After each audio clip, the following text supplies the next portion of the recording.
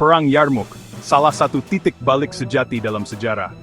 Hanya dalam beberapa hari di tahun 636 Masehi, nasib Timur Tengah ditentukan di dataran berdebu di bawah terik matahari. Levant, yang dulunya provinsi berharga Kekaisaran Bizantium, kini menjadi panggung pertarungan antara kekuatan lama dan baru. Kekhalifahan Rashidin yang baru bersatu di bawah Islam, bergerak ke utara, menantang dominasi Bizantium yang sudah berabad-abad. Kaisar Heraklius, yang masih terguncang oleh perang baru-baru ini, mengumpulkan pasukan besar untuk menghancurkan ancaman tak terduga ini dan merebut kembali tanah yang hilang. Pertempuran di dekat Sungai Yarmouk bukanlah sekadar pertempuran kecil, itu adalah pertarungan yang diperhitungkan. Dengan kedua belah pihak tahu bahwa kekalahan bisa berarti akhir dunia mereka, seperti yang mereka kenal. Di sini, strategi, keyakinan, dan ketahanan akan menentukan nasib kekaisaran. Di satu sisi, berdiri Kekaisaran Bizantium yang perkasa, pasukan yang terkenal karena disiplin tinggi, perlengkapan tempur yang lengkap, dan warisan panjang tradisi militer Romawi. Mereka adalah pewaris kekuatan kuno, membawa nama besar Romawi ke medan perang yang baru. Pasukan Bizantium terdiri dari gabungan katafrek berat yang menakutkan, infanteri terlatih, serta kontingen sekutu seperti Arab Ghassanid, Slavia, dan Armenia. Setiap kelompok membawa keahlian dan tradisi tempur mereka sendiri, menciptakan kekuatan multinasional yang kompleks. Menghadapi mereka, berdiri Kekhalifahan Rashidin, pasukan yang bersenjata ringan, sangat gesit, dan dipersatukan oleh keyakinan agama yang membara. Mereka bukan hanya prajurit, tapi juga pembawa semangat perubahan. Kekuatan utama mereka terletak pada kecepatan manuver, moral yang tinggi, serta rasa misi ilahi yang menyatukan seluruh barisan. Setiap langkah mereka didorong oleh keyakinan akan tujuan yang lebih besar. Bagi Bizantium, perang ini adalah upaya untuk mengembalikan kejayaan yang hilang dan mempertahankan jantung kekristenan dari ancaman baru. Mereka berjuang demi iman, tanah air, dan warisan leluhur. Sementara bagi umat Muslim, ini adalah panggilan agama sekaligus kampanye praktis untuk kelangsungan hidup, persatuan, dan pembentukan identitas baru di bawah panji Islam. Levant bukan sekadar tanah biasa, ia adalah persimpangan iman, budaya, dan perdagangan, wilayah strategis yang diidamkan oleh kedua belah pihak sebagai kunci masa depan mereka. Bizantium berjuang untuk merebut kembali tanah suci dan simbol kejayaan lama. Umat Muslim berjuang untuk mengamankan masa depan komunitas baru mereka di dunia yang berubah. Taruhannya sangat besar, tatanan lama yang mapan melawan kekuatan perubahan yang tak terelakkan. Setiap pihak membawa harapan dan ketakutan mereka sendiri ke medan laga. Pasukan berkumpul di bawah panji masing-masing, yakin bahwa sejarah dan masa depan dunia akan ditentukan oleh pertempuran yang akan segera pecah di Yarmouk.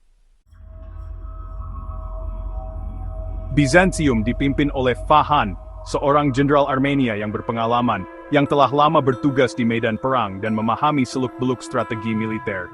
Namun, di tengah tekanan besar, bahkan kepemimpinan yang kuat pun diuji. Tetapi komando mereka terpecah, banyak pemimpin, kesetiaan yang terbagi, dan pengambilan keputusan yang lambat. Setiap jenderal membawa ambisi dan kepentingan sendiri, membuat koordinasi menjadi rumit dan seringkali menimbulkan kebingungan di antara pasukan. Keberagaman pasukan mereka, yang dulunya merupakan kekuatan, kini menimbulkan kebingungan dan keraguan. Perbedaan bahasa, budaya, dan latar belakang memperumit komunikasi di tengah situasi genting. Sebaliknya, umat Muslim memiliki kesatuan komando yang solid. Abu Ubaidah bin Al-Jarrah adalah pemimpin nominal, tetapi jenius taktis sebenarnya adalah Khalid bin Al-Walid, pedang Allah, yang tak terkalahkan, terkenal karena keberanian dan kecerdasannya di medan perang. Kedatangan Khalid mengubah pasukan Muslim secara drastis. Dia mengaturnya kembali untuk fleksibilitas, memecah garis suku, dan menciptakan pasukan yang gesit siap untuk manuver cepat. Setiap prajurit tahu perannya, dan semangat persatuan pun tumbuh.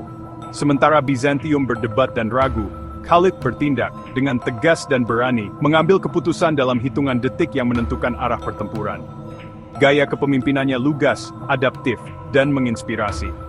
Ia mampu membaca situasi dan memotivasi pasukannya untuk bertahan, bahkan di saat paling sulit. Abu Ubaidah menyerahkan kecemerlangan medan perang kepada Khalid, memastikan satu komando yang jelas pada saat yang paling kritis. Keputusan ini memperkuat moral dan kepercayaan seluruh pasukan Muslim. Panggung telah diatur untuk bentrokan tidak hanya pasukan tetapi juga kepemimpinan itu sendiri.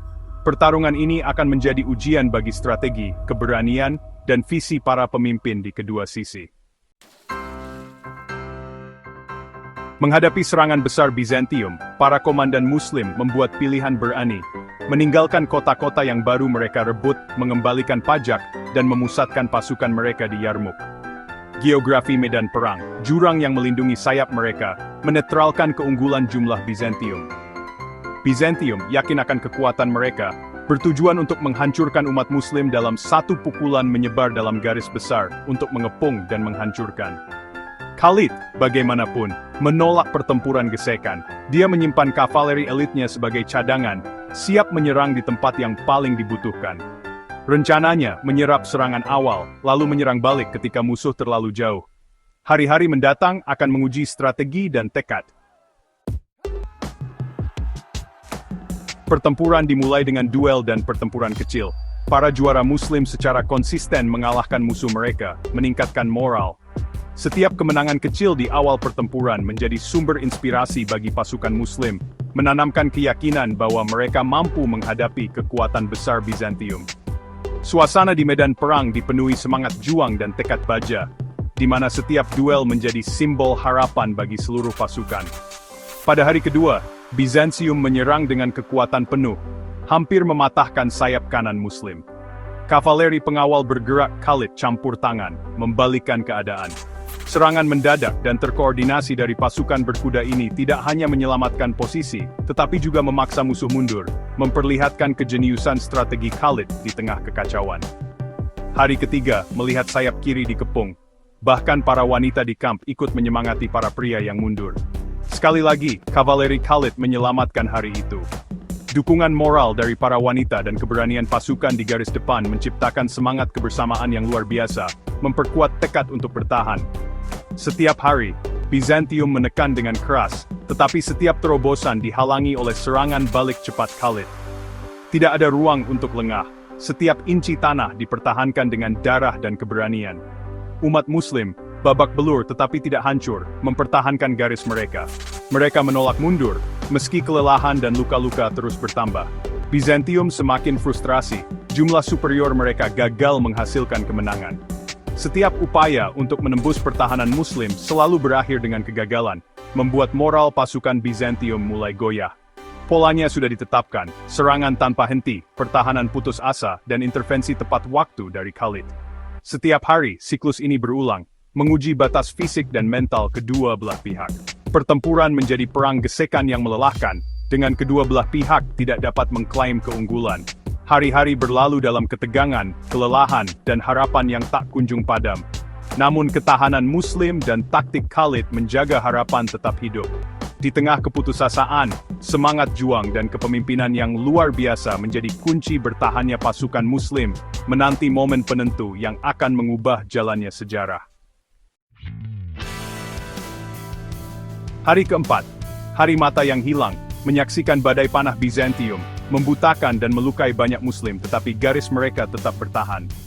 Bizantium, lelah oleh serangan yang gagal, mencari gencatan senjata pada hari kelima, berharap untuk istirahat atau negosiasi. Khalid melihat peluang. Sementara Bizantium beristirahat, dia menyiapkan langkah berani. Di bawah kegelapan malam, dia mengirim kavaleri untuk merebut satu-satunya jembatan pelarian di atas jurang di belakang pasukan Bizantium. Jebakan telah dipasang Bizantium, yang percaya akan jeda, akan segera dikepung. Rencana Khalid siap untuk pukulan terakhir yang menentukan. Umat Muslim, meskipun lelah, merasa kemenangan sudah di depan mata. Panggung telah diatur untuk klimaks pertempuran. Pada hari ke-6, saat badai pasir bertiup, Khalid menyerang lebih dulu. Dia mengumpulkan kavalerinya dan menghantam sayap kiri Bizantium, menggunakan badai untuk membutakan dan membingungkan musuh. Kavaleri Bizantium runtuh, memperlihatkan sayap infanteri mereka. Pasukan berkuda Khalid berputar, menyerang dari belakang, sementara infanteri Muslim maju.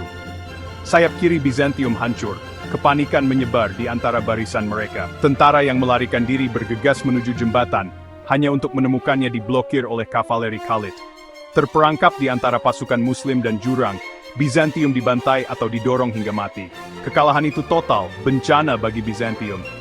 Taktik Khalid telah membalikkan keadaan, mengubah pertahanan menjadi kemenangan yang luar biasa. Tatanan dunia lama runtuh dalam satu hari yang menghancurkan. Nasib Levant telah disegel. Kekalahan di Yarmouk menghancurkan pasukan Bizantium dan mengakhiri berabad-abad pemerintahan kekaisaran di Levant. Kaisar Heraklius, yang hancur, mengucapkan selamat tinggal yang menyedihkan kepada Suriah. Tanpa pasukan Bizantium yang tersisa, pasukan Muslim menyapu wilayah itu, merebut kembali kota-kota dan merebut Yerusalem. Kerugian itu melumpuhkan Bizantium secara ekonomi, militer dan spiritual. Bagi kekhalifahan Rashidin, Yarmouk adalah kemenangan validasi iman, rejeki nomplok sumber daya, dan landasan untuk penaklukan lebih lanjut. Kemenangan itu mengubah kekhalifahan menjadi kekuatan dunia, mewarisi warisan Roma dan Persia. Nasib Timur Tengah selamanya berubah. Yarmouk menandai kebangkitan peradaban Islam dan senja dominasi Bizantium. Mengapa Yarmouk penting? Karena itu lebih dari sekadar pertempuran, itu adalah titik balik yang membentuk kembali dunia. Jika Bizantium menang, kebangkitan Islam mungkin berakhir di sana. Sebaliknya, era baru dimulai. Taktik Khalid bin Al-Walid tetap legendaris, membuktikan bahwa kepemimpinan dan kemampuan beradaptasi dapat mengatasi rintangan yang luar biasa. Levant menjadi jantung dunia Islam, mengubah arah Yudaisme Kristen dan Islam. Konfrontasi itu menyiapkan panggung untuk berabad-abad persaingan, dari Perang Salib hingga jatuhnya Konstantinopel. Yarmouk mengingatkan kita bahwa sejarah berputar pada momen keberanian, visi, dan tindakan tegas. Gaungnya masih membentuk Timur Tengah modern, sebuah bukti bagaimana beberapa hari pertempuran dapat mengubah dunia selamanya.